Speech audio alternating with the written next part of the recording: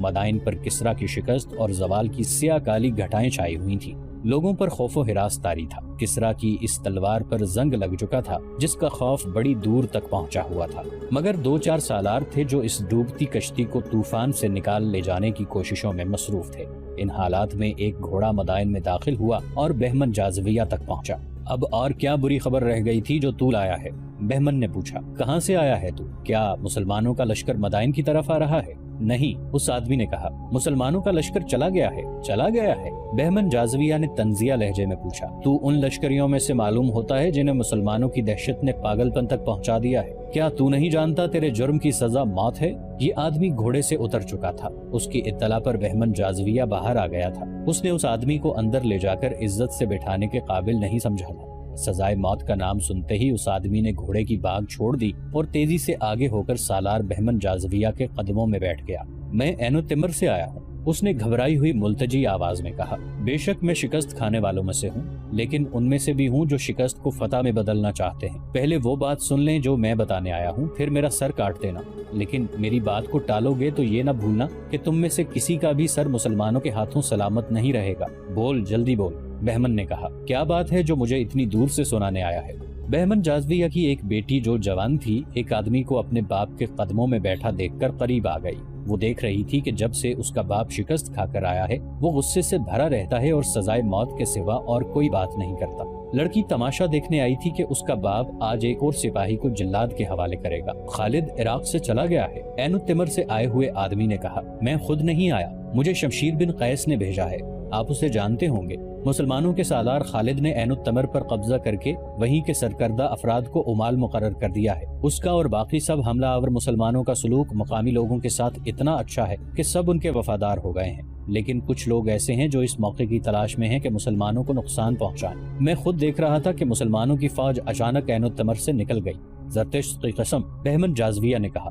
خالد ان شکاریوں میں سے نہیں جو پنجوں میں آئے ہوئے شکار کو چھوڑ کر بھاگ جاتے ہیں۔ کیا اس کی ساری فوج ہمارے علاقے سے نکل گئی ہے؟ میں پوری خبر لایا ہوں سالار، اس آدمی نے کہا۔ عین التمر، ہیرا اور دوسرے شہروں میں جن پر مسلمانوں کا قبضہ ہے مسلمانوں کی بہت تھوڑی فوج رہ گئی ہے اور ایک سالار ہے۔ معلوم ہوا ہے کہ مسلمانوں کا بڑا لشکر دومت الجندل چلا گیا ہے جہاں ان کی کسی کے ساتھ لڑائی ہو رہی ہے۔ شمشیر بن قیس نے مجھے آپ کے پاس اس پیغام کے ساتھ بھیجا ہے کہ یہ وقت پھر نہیں آئے گا، اس وقت اپنے مفتوحہ علاقے مسلمانوں سے چھڑائے جا سکتے ہیں۔ کچھ اور سوال و جواب کے بعد بہمن جازویہ کو یقین ہو گیا کہ یہ آدمی غلط خبر نہیں لایا ہے۔ بہمن کو معلوم تھا کہ دومت الجندل کتنی دور ہے اور وہاں تک پہنچنے اور واپس آنے میں کتنا وقت لگتا ہے۔ تم واپس چلے جاؤ، بہمن جازویہ نے اس آدمی سے کہا، اور شمشیر بن قیس سے کہنا کہ اتنا بڑا انعام تمہارے نام لکھ دیا گیا ہے جسے تم تصور میں بھی نہیں لا سکتے۔ ایک آدمی تمہارے پاس تاجر کے روپ میں آئے گا، اس کے ساتھ تمہاری بات ہوگی، وہ تمہارا سائل ہوگا۔ ہم بہت جلد حملے کے لیے آ رہے ہیں، اندر سے دروازے کھولنا تمہارا کام ہوگا۔ کیا ہو گیا ہے محترم باپ؟ بہمن کی بیٹی نے عین التمر کے سوال کے جانے کے بعد بہمن سے پوچھا۔ مسلمان کہاں چلے گئے ہیں؟ او میری پیاری بیٹی، بہمن نے بیٹی کو فرط مسرت سے گلے لگا لیا اور پرجوش اور پرعزم آواز میں بولا، مسلمان وہیں چلے گئے ہیں جہاں سے آئے تھے۔ میں نے کہا تھا کہ وہ مدائن تک پہنچنے کی ضرورت نہیں کریں گے، انہوں نے جو فتح حاصل کرنی تھی وہ کر چکے ہیں، اب ہماری باری ہے۔ اب میں اپنی بیٹی کو مسلمانوں کی لاشیں دکھاؤں گا۔ کب؟ بیٹی نے بچوں کے سے اشتیاق سے پوچھا۔ مجھے خالد کی لاش دکھانا محترم پدر، یہاں سب کہتے ہیں کہ وہ انسانوں کے روپ میں آیا ہوا جن ہے۔ بہمن جازویہ نے بڑی زور کا قہقہہ لگایا۔ بہمن جازویہ کا یہ فاتحانہ اور طنزیہ قہقہہ پہلے کسرا کے محلات میں پہنچا، وہاں سے سالاروں تک گیا، پھر مدائن کی ہزیمت خوردہ فوج نے سنا اور پھر یہ احکام اور ہدایت کی صورت اختیار کر گیا۔ بہمن جازویہ کی بیٹی نے اپنی تمام سہیلیوں اور شاہی محل کی عورتوں کو اور جس کے ساتھ بھی اس نے بات کی یہ الفاظ کہے، میں تمہیں خالد کی لاش دکھاؤں گی۔ خالد کی لاش؟ تقریباً ہر لڑکی اور ہر عورت کا رد عمل یہی تھا۔ کہتے ہیں خالد کو کوئی نہیں مار سکتا، وہ انسان نہیں، اسے دیکھ کر فوجیں بھاگ جاتی ہیں۔ شاہی استبل میں جہاں شاہی خاندان اور سالاروں کے گھوڑے ہوتے تھے گہما گہمی بڑھ گئی تھی۔ سائسوں کو حکم ملا تھا کہ گھوڑے میں ذرا سا بھی نقص یا کمزوری دیکھیں تو اسے ٹھیک کریں یا اسے الگ کر دیں۔ بہمن جازویہ کی بیٹی اس طرح ہر طرف پھدکتی پھر رہی تھی جس طرح عید کا چاند دیکھ کر نئے کپڑوں کی خوشی میں ناچتے کودتے ہیں۔ وہ استبل میں گئی، وہاں اس کے باپ کے گھوڑوں کے ساتھ اس کا اپنا گھوڑا بھی تھا جو باپ نے اسے تحفے کے طور پر دیا تھا۔ میرے گھوڑے کا بہت سارا خیال رکھنا، اس نے اپنے خاندان کے سائس سے کہا۔ ایک ادھیڑ عمر سائس جو 3-4 مہینے پہلے اس استبل میں آیا تھا، دوڑا آیا اور لڑکی سے پوچھا کہ اپنی فوج کہیں جا رہی ہے یا مدینہ کے لشکر کے حملے کا خطرہ ہے؟ اب تم مدینہ والوں کی لاشیں دیکھو گے، لڑکی نے کہا۔ باقی گھوڑوں کے سائس بھی اس کے ارد گرد اکٹھے ہو چکے تھے، وہ بھی تازہ خبر سننا چاہتے تھے۔ لڑکی نے انہیں بتایا کہ خالد تھوڑی سی فوج پیچھے چھوڑ کر زیادہ تر فوج اپنے ساتھ لے گیا ہے اور وہ عراق سے دور نکل گیا ہے۔ یہ تمام تر علاقہ جو خالد نے فارس والوں سے چھینا تھا، عراق تھا۔ لڑکی نے سائسوں کو بتایا کہ اب اپنی فوج پہلے عین التمر پر، پھر دوسرے شہروں پر حملہ کر کے انہیں دوبارہ اپنے قبضے میں لے گی۔ اگر خالد واپس آیا بھی تو اسے اپنی شکست اور موت کے سوا کچھ نہیں ملے گا۔ کیا اسے زندہ پکڑا جائے گا؟ ادھیڑ عمر سائس نے مسرور سے لہجے میں پوچھا۔ زندہ یا مردہ؟ بہمن کی بیٹی نے کہا۔ اسے مدائن لایا جائے گا، اگر زندہ ہوا تو تم اس کا سر قلم ہوتا دیکھو گے۔ 3-4 روز گزرے تو یہ ادھیڑ عمر سائس لاپتہ ہو گیا۔ اسے سب عیسائی عرب سمجھتے تھے، ہنس مکھ اور ملنسار آدمی تھا۔ صرف ایک سائس نے اس کے متعلق بتایا تھا کہ وہ کہتا تھا کہ وہ اپنے قبیلے میں واپس جانا چاہتا ہے، جہاں وہ قبیلے کی فوج میں شامل ہو کر مسلمانوں کے خلاف لڑے گا۔ وہ اپنے خاندان کے ان مقتولین کا انتقام لینا چاہتا تھا جو 2 جنگوں میں مسلمانوں کے ہاتھوں مارے گئے تھے۔ جس وقت شاہی استبل میں اس سائس کی غیر حاضری کے متعلق باتیں ہو رہی تھی، اس وقت وہ مدائن سے دور نکل گیا تھا۔ مدائن سے وہ شام کو نکلا تھا جب شہر کے دروازے ابھی کھلے تھے۔ اس کے پاس اپنا گھوڑا تھا، کسی کو بھی نہیں معلوم تھا کہ وہ عیسائی نہیں مسلمان تھا، اور وہ اسی علاقے کا رہنے والا تھا جس پر ایران کے آتش پرستوں کا قبضہ تھا۔ وہ مثنہ بن حارثہ کا چھاپا مار جاسوس تھا۔ اس نے مدائن میں جا کر شاہی استبل کی نوکری حاصل کر لی تھی۔ بہمن جازویہ کی بیٹی نے اسے عراق سے خالد رضی اللہ عنہ اور ان کے لشکر کی روانگی اور مدائن کے سالاروں کے عزائم کی تفصیل سنائی تو وہ اسی شام مدائن سے نکل آیا۔ یہ اطلاع بہت قیمتی تھی۔ سورج نے غروب ہو کر جب اس کے اور مدائن کی شہر پناہ کے درمیان سیاہ پردہ ڈال دیا تو اس مسلمان جاسوس نے گھوڑے کو ایڑ لگا دی۔ اس کی منزل انبار تھی، جہاں تک وہ اڑ کر پہنچنے کی کوشش میں تھا۔ جہاں گھوڑا تھکتا محسوس ہوتا وہ اس کی رفتار کم کر دیتا۔ صرف ایک جگہ اس نے گھوڑے کو پانی پلایا۔ اگلے روز کا سورج افق سے اٹھ آیا تھا جب وہ انبار میں داخل ہوا، اور کچھ دیر بعد وہ سالار زبرقان بن بدر کے پاس بیٹھا ہوا تھا۔ وہ ہانپ رہا تھا۔ اس نے ہانپتے ہوئے سنایا کہ مدائن میں کیا ہو رہا ہے۔ میں اسی روز آ جاتا جس روز مجھے بہمن کی بیٹی سے یہ خبر ملی تھی، اس نے سالار زبرقان سے کہا، لیکن میں وہاں 3 دن یہ دیکھنے کے لیے روکا رہا کہ دشمن کیا کیا تیاریاں کر رہا ہے اور وہ سب سے پہلے کہاں حملہ کرے گا۔ اس جاسوس نے، جسے تاریخ نے ایک جاسوس لکھا ہے، مدینہ کی فوج کے سالار زبرقان بن بدر کو جو تفصیلی رپورٹ دی وہ تاریخ کا حصہ ہے اور تقریباً ہر مورخ نے بیان کیا ہے۔ خالد رضی اللہ عنہ جب عین التمر سے ایاد رضی اللہ عنہ بن غنم کی مدد کے لیے دومت الجندل کے لیے روانہ ہوئے تو عین التمر سے ایک عیسائی عرب نے مدائن اطلاع بھیج دی کہ خالد رضی اللہ عنہ عراق سے چلے گئے ہیں۔ ان کی منزل دومت الجندل بتائی گئی۔ اس سے مدائن کے تجربہ کار سالار بہمن جازویہ نے یہ رائے قائم کی کہ مسلمان تخت و تاراج اور لوٹ مار کرنے آئے تھے اور اپنے کچھ دستے برائے نام قبضہ برقرار رکھنے کے لیے پیچھے چھوڑ کر چلے گئے اور یہ دستے ذرا سے دباؤ سے بھاگ اٹھیں گے۔ اس زمانے میں اکثر یوں ہوتا تھا کہ کوئی بادشاہ بہت بڑی فوج تیار کر کے طوفان کی مانند یکے بعد دیگرے کئی ملکوں پر چڑھائی کرتا اور قتل عام اور لوٹ مار کرتا اپنے پیچھے کھنڈر اور لاشوں کے انبار چھوڑ جاتا تھا۔ وہ کسی بھی ملک پر مستقل طور پر قبضہ نہیں کرتا تھا۔ مدائن کے محل میں خالد رضی اللہ عنہ کے کوچ کے متعلق یہی رائے قائم کی گئی، لیکن خالد رضی اللہ عنہ نے عراق میں فارس کے جو مقبوضہ شہر اور بڑے قلعے فتح کیے تھے وہاں وہ ایک سالار اور کچھ دستے چھوڑ گئے تھے۔ یہ صورتحال کسرا کے سالاروں کو کچھ پریشان کر رہی تھی۔ فوج کو مدائن سے نکالو اور حملے پہ حملہ کرو۔ کسرا کے دربار سے حکم جاری ہوا۔ ہم تیار ہیں، شیرزاد نے کہا، جو حاکم سابات تھا اور انبار سے مسلمانوں سے شکست کھا کر بھاگا تھا۔ ہم بالکل تیار ہیں، مہران بن بہرام نے کہا، جو عین التمر کا بھگوڑا تھا۔ مگر لشکر تیار نہیں، بہمن جازویہ نے کہا، جو تجربہ کار سالار تھا۔ شکست تو اس نے بھی کھائی تھی لیکن اس نے کچھ تجربہ حاصل کیا تھا۔ کیا کہہ رہے ہو بہمن؟ کسرا کے اس وقت کے جانشین نے کہا، کیا ہم نے اس لشکر کو اس لیے پالا تھا کہ شکست کھا کر ہمارے پاس بھاگ آئے اور ہم ان سپاہیوں اور کمانداروں کو سانڈوں کی طرح پالتے رہیں؟ اگر ان سپاہیوں اور کمانداروں کو سزا دینی ہے تو آج ہی کوچ کا حکم دے دیں، بہمن جازویہ نے کہا۔ اپنے لشکر کی حالت مجھ سے سنیں۔ اس نے اپنے لشکر کی جو کیفیت بیان کی وہ مورخوں اور بعد کے جنگی مبصروں کے الفاظ میں یوں تھی کہ فارس کی اس جنگی جیت کے پرانے اور تجربہ کار سپاہیوں کی پیشتر نفری مسلمانوں کے ہاتھوں 4-5 جنگوں میں ماری ماری جا چکی تھی یا جسمانی لحاظ سے معذور بلکہ اپاہج ہو چکی تھی۔ خاصی تعداد جنگی قیدی تھی اور لشکر کے جو سپاہی اور ان کے کمانڈر بچ گئے تھے وہ ذہنی معذور نظر آتے تھے۔ 3 الفاظ مدینہ، خالد بن ولید اور مسلمان ان کے لیے خوف کا باعث بن گئے تھے۔ وہ فوری طور پر میدان جنگ میں جانے اور لڑنے کے قابل نہیں رہے تھے۔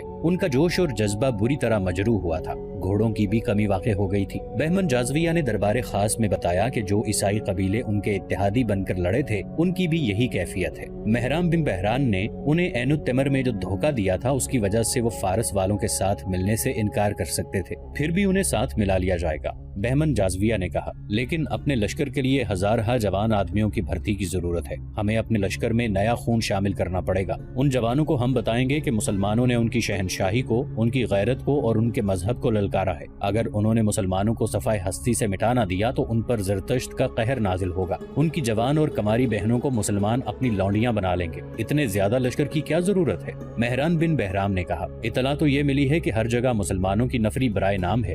ہر جگہ اور ہر قلعے میں ہمارے اپنے آدمی اندر موجود ہیں۔ شیرزاد نے کہا، اس وقت وہ مسلمانوں کی ملازمت میں ہیں، لیکن جب انہیں پتہ چل جائے گا کہ فارس کی فوج نے شہر کا محاصرہ کیا ہے تو وہ اندر سے قلعے کے دروازے کھول دیں گے۔ بہمن جازویہ نے شیرزاد کی بات پوری کرتے ہوئے کہا، تم جھوٹی امیدوں کے سہارے لڑائی لڑنا چاہتے ہو۔ مجھے اطلاعیں ملتی رہتی ہیں مسلمان اپنے مفتوح اور محکوم لوگوں کے ساتھ اتنا اچھا سلوک کرتے ہیں کہ ان کے ساتھ کوئی آدمی بے وفائی نہیں کرتا۔ اگر فاتح اپنے مفتوح کی جوان اور حسین بیٹیوں کی طرف آنکھ اٹھا کر بھی نہ دیکھے اور اس کی عزت اور اموال کو تحفظ دے تو مفتوح ایسے فاتح کے ساتھ کبھی بے وفائی نہیں کرے گا۔ نہ صحیح، شاہی خاندان کے کسی فرد نے کہا، اتنے زیادہ لشکر کی پھر بھی ضرورت نہیں۔ یہ ان سالاروں سے پوچھیں جو مسلمانوں سے شکست کھا کر آئے ہیں۔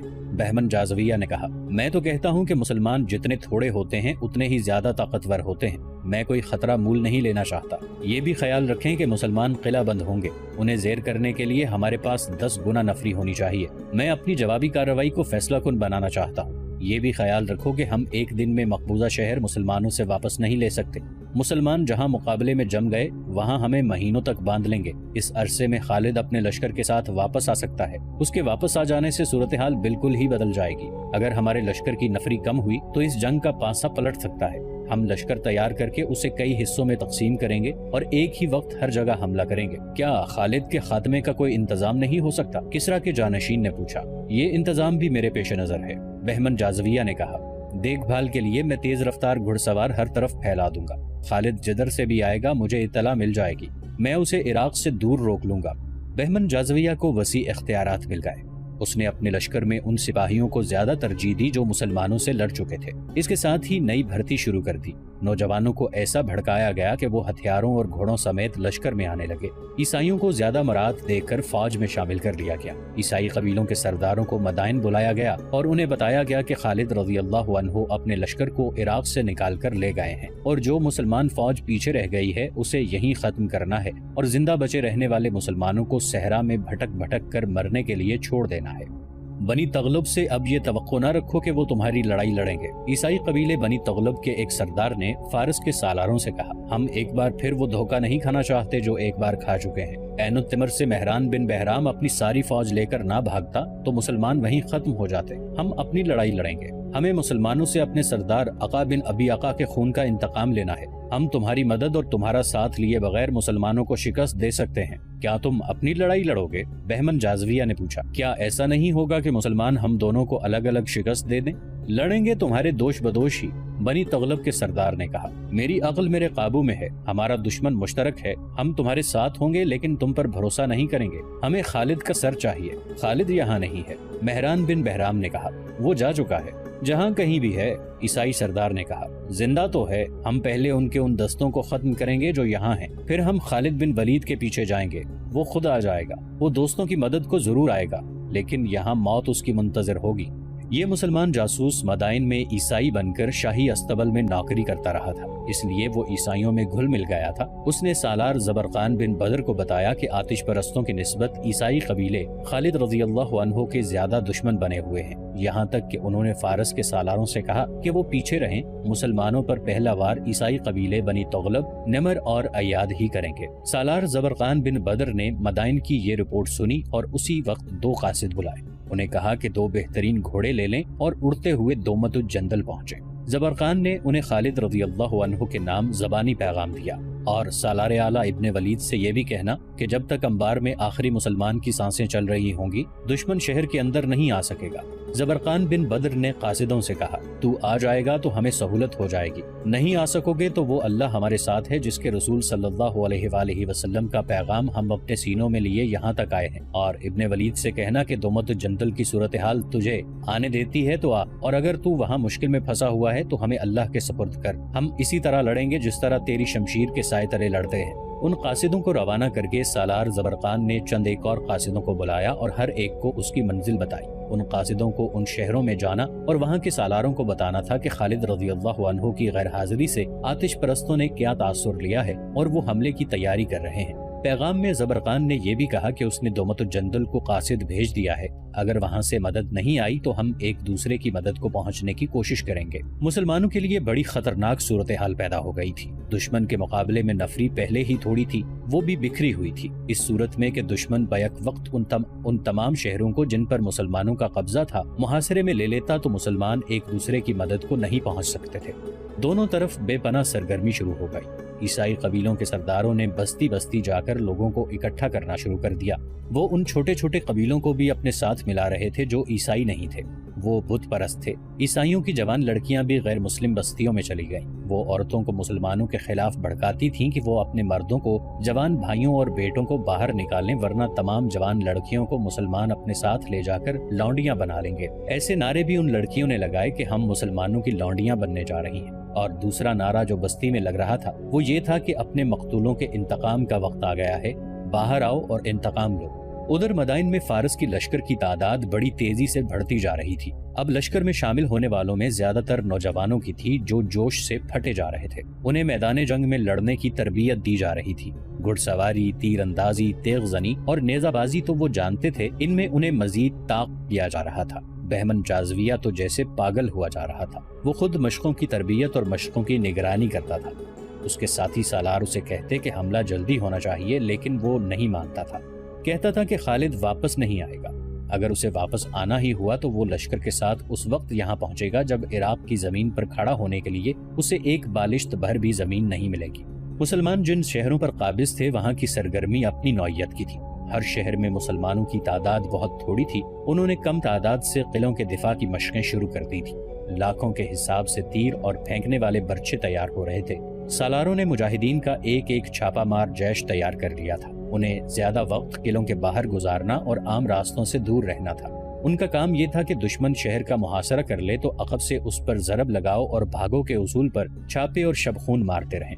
خالد رضی اللہ عنہ کی غیر حاضری میں سالار عاصم بن عمرو کے بھائی قیقاع بن عمرو مفتوحہ علاقوں میں مختلف شہروں میں مقیم دستوں کے سالار تھے۔ اس کا ہیڈ کوارٹر ہیرا میں تھا۔ اس کی ذمہ داری صرف ہیرا کے دفاع تک محدود نہیں تھی، عراق کے تمام تر مفتوحہ علاقے کا دفاع اس کی ذمہ داری میں تھا۔ اس نے اس علاقے میں بکھرے ہوئے تمام سالاروں کو ہدایت بھیج دی تھی۔ اس نے سب کو زور دے کر کہا تھا کہ دومت الجندل سے خالد رضی اللہ عنہ اور اپنے لشکر کے انتظار میں نہ بیٹھے رہیں، اپنے اللہ پر بھروسہ رکھیں اور یہ سمجھ کر لڑنے کی تیاری کریں کہ ان کی مدد کو کوئی نہیں آئے گا۔ قیقاع نے ایک کارروائی یہ کی کہ خالد رضی اللہ عنہ نے جو دستے دریائے فرات کے پار خیمہ زن کیے تھے ان میں سے زیادہ تر نفری کو ہیرا میں بلا لیا تاکہ اس شہر کے دفاع کو مضبوط کیا جا سکے۔ قیقاع کا اپنا جاسوسی نظام تھا۔ اس کے ذریعے قیقاع کو اطلاع ملی کہ فارس کا لشکر کہاں کہاں جمع ہوگا۔ یہ دو جگہیں تھیں، ایک حسید اور دوسری خنافس۔ یہ دونوں مقام انبار اور عین التمر کے درمیان تھے۔ قیقاع نے اپنے ایک دستے کو حسید اور دوسرے کو خنافس اس ہدایت کے ساتھ بھیج دیا کہ فارس کی فوج وہاں آئے